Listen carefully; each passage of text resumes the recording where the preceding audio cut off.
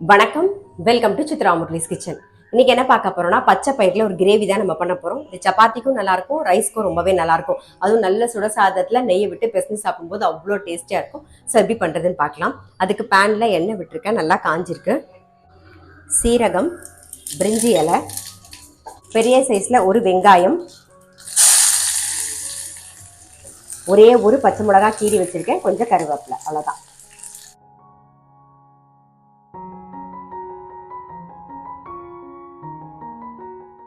வெங்காயம் கொஞ்சம் வதங்கிடுது. நம்ம வந்து கொஞ்சமாக பெருங்காய பொடி சேர்த்துக்கலாம்.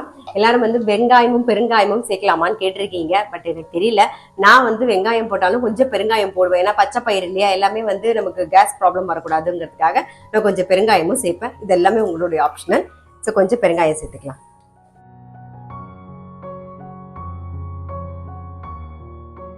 இஞ்சி பூண்டு விழுது நல்லா பச்சை வாசனை போக வதக்கிக்கலாம். கொஞ்சமா மஞ்சள் பொடி, அப்புறம் 2 தக்காளி,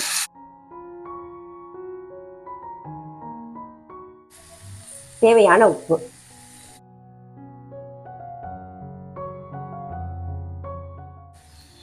வெங்காயம் தக்காளிலாம் நல்லா வதங்கிடுது. நம்ம பச்சை மிளகாய் ஏற்கனவே போட்டிருக்கோம் காரத்துக்கு. இப்போ வந்து வர மிளகா பொடி கொஞ்சம் சேர்த்துக்கலாம்.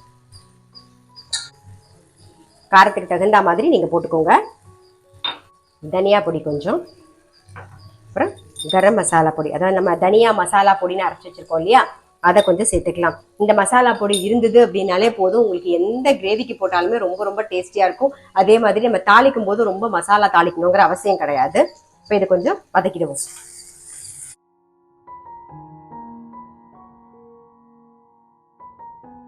பச்சை பயிறு நல்லா வெந்தெடுத்து, நீங்க பச்சை பயிரை நீங்க வந்து முதல் நாளே ஊற வச்சிருந்தீங்க அப்படின்னா காலையில நம்ம கொஞ்சம் உப்பு போட்டு வேக வச்சு எடுத்து வச்சுக்கலாம். இல்ல மறந்துட்டோம் அப்படின்னா ஒன்றும் பிரச்சனை இல்லை. நீங்க வந்து குக்கர்ல வந்து லைட்டா பச்சை பயிரை போட்டு கை பொறுக்கிற சூட்டுக்கு வறுத்துட்டு அதுக்கப்புறம் வாஷ் பண்ணிட்டு நீங்க வேக வச்சீங்கனாலும் டக்குன்னு வெந்துடும்.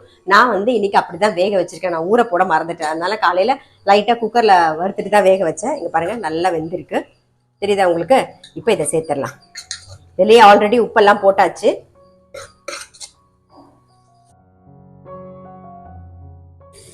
தேவையான அளவு தண்ணி விட்டுக்கலாம்.